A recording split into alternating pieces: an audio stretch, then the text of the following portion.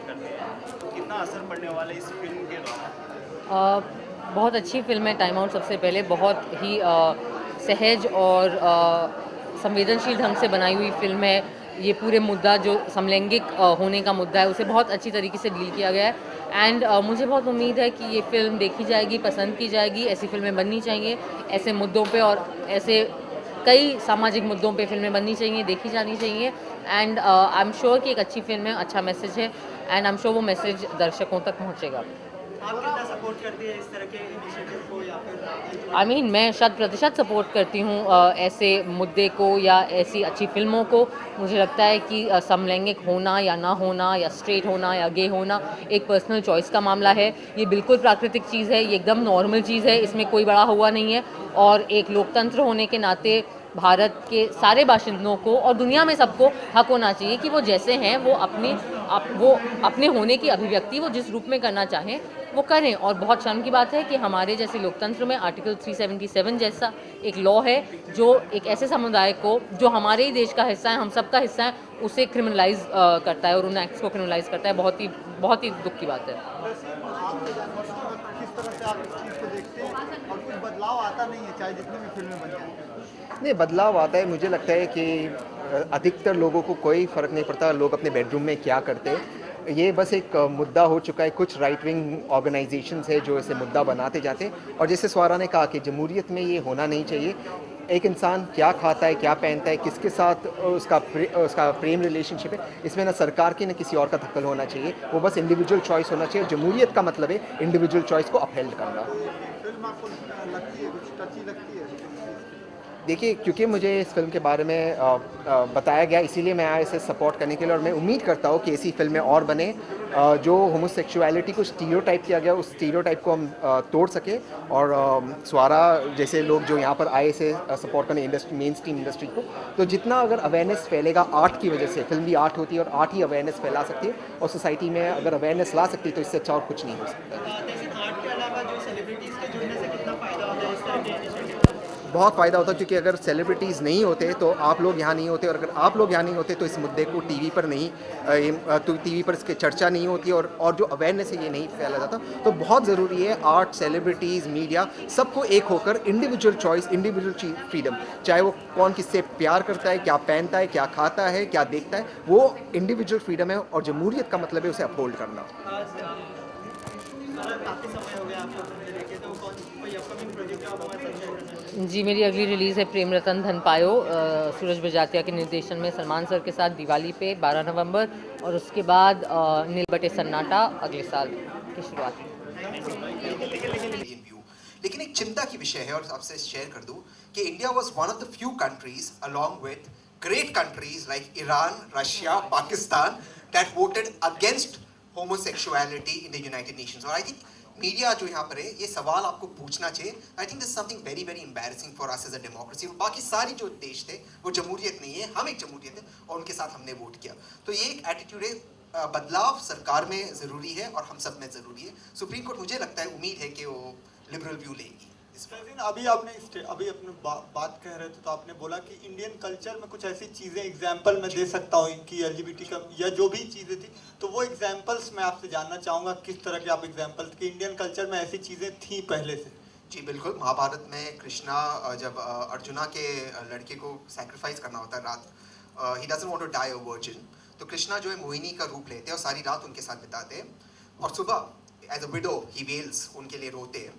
और वो आज भी तमिलनाडु में सेलिब्रेट होता है, जो हम कम्युनिटी को कहते हैं, it's called the hijra community, the Koovagam hijra community. आज भी जाकर, और मैं not saying this in a negative way, वो कम्युनिटी वो आज भी जाकर लॉर्ड कृष्णा को मानती है। सेकेंड, जो भगवान महाशास्ता है वो शिवा और मोहिनी के बंधन से भगवान महाशास्ता का जन्म हुआ है। इसके अलावा कई और एग्जाम्पल है। वाल्मीकि रामायण में कई ऐसी औरतें हैं जो अपने हस्बैंड्स को विलिंगली छोड़ते हैं रावणा के लिए, और अपने आप, क्योंकि रावणा उस वक्त अवेलेबल नहीं होता, वो अपने साथ उनका they make love to each other. तो कई ऐसे एग्जाम्पल्स है, बड़े एक्सप्लिसिट एग्जाम्पल्स है। तो हिंदुस्तानी कल्चर को हमें पढ़ना चाहिए, इसे जानना चाहिए, और ये इंडियन कल्चर है, ना कि जो ये कह रहे कि इंडियन कल्चर नहीं है। चाहूँ बेवकूफ़ नहीं, तो ये कहाँ से आपके माइंड में आया ये डायलॉग? किसी भी बच्चे को अक्रॉस द कंट्री पूछ लो, वो यही डायलॉग रिपीट करेगा, मैं बच्चा हूँ बेवकूफ़ नहीं। ये डायलॉग मैं खुद भी बोलता हूँ। मैं आज 27 साल का हो गया हूँ, मैंने पिक्चर बना ली है, मैंने प्रोडक्शन हाउस अपना खोल लिया है। मेरे को दिन में कम से कम 10 लोग मिलते हैं जो मेरे को कहते हैं तुम अभी बहुत छोटे हो, तुम बच्चे हो, अभी तुमसे नहीं हो पाएगा, रहने दो। मेरी जो को प्रोड्यूसर बैठी है शची यहाँ पे, उसको बोला गया तुम लड़की हो, तुम्हें खा जाएंगे, तुम बहुत छोटे हो, तुम नहीं बना सकते पिक्चर। तो ये एक फीलिंग स्कूल टाइम से, मैं बच्चा हूँ बेवकूफ़ नहीं, आई थिंक ये पूरा हमारा कंट्री का यूथ इस चीज़ से एग्री करेगा। इनफैक्ट हमारी कंट्री का हर कोई सिटीजन जो किसी से 1 साल या 6 महीने भी छोटा है, मैं बच्चा हूँ बेवकूफ़ नहीं है, हर किसी को चिल्ला के बोल सकती है ये बात। सो ये वहाँ से आया है।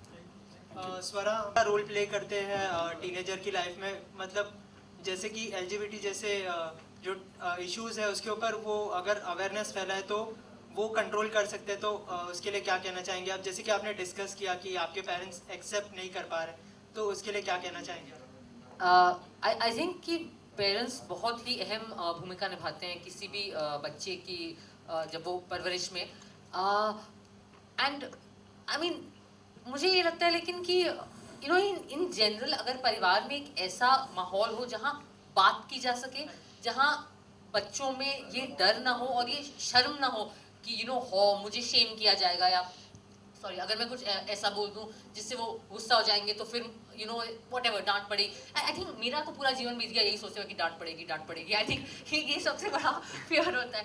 बट आई थिंक कभी कभी वो चांस ले लेना चाहिए। जैसे कि मुझे याद है हम लोग जब काफ़ी छोटे थे एंड यू नो ये जब लड़कों और लड़कियों और ये सारी पार्टी में जाना है और छोटी स्कर्ट पहननी और ऐसे हमारे ऐसे प्रॉब्लम्स जब शुरू हुए, एंड आई रिमेम्बर अपने मेरे माता पिताजी को आके बोलना कि मुझे आपको एक सीक्रेट बताना है। तो उन्होंने कहा कि क्या, तो हम लोग उस टाइम गोइंग अराउंड बोलते थे दिल्ली में, आई डोंट नो अभी आजकल क्या बोलते हैं। तो मैंने कहा I am going around with whoever, and मेरे माँ बाप को समझ ही नहीं आया।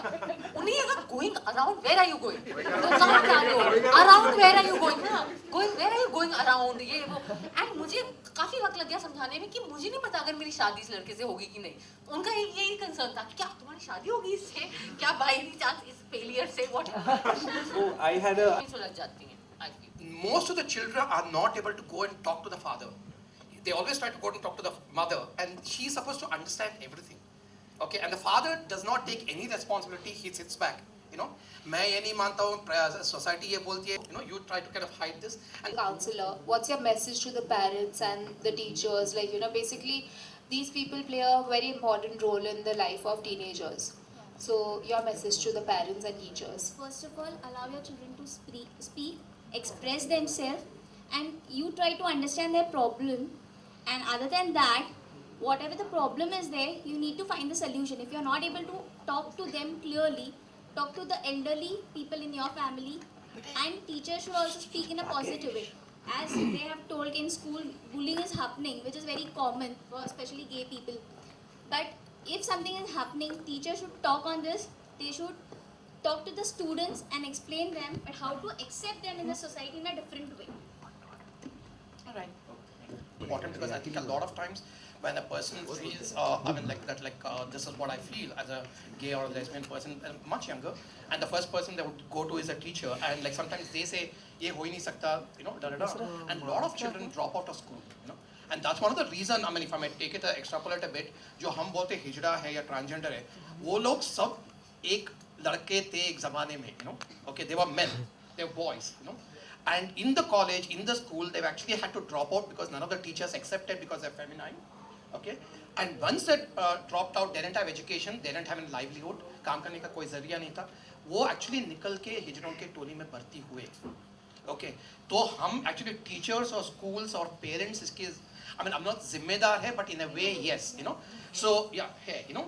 So, but I think it's really important to understand that, like, if they're given space in schools to express themselves, even I'm not saying school के सबके सामने आके बोलो कि मैं गई हूँ, but at least a comfort, a classroom counts. But you know, there's one small problem in this. You know, it's all nice to speak about this, municipal schools, government schools, जहाँ पर council क्या teacher ही नहीं आती है, तो वहाँ पर एक problem है. I think if your organization can reach out to schools like this, I think that is more important because the majority of India studies there. But we're not. आपने problem देखा, ये problem की बात ही नहीं करोगे तो problem थोड़ी ना होगा. Very good. You know, but maybe that they're trying to control. Virgin रह जाओ, कोई AIDS ही नहीं होगा. मैं virgin ही हूँ. Well, we have Salman Khan.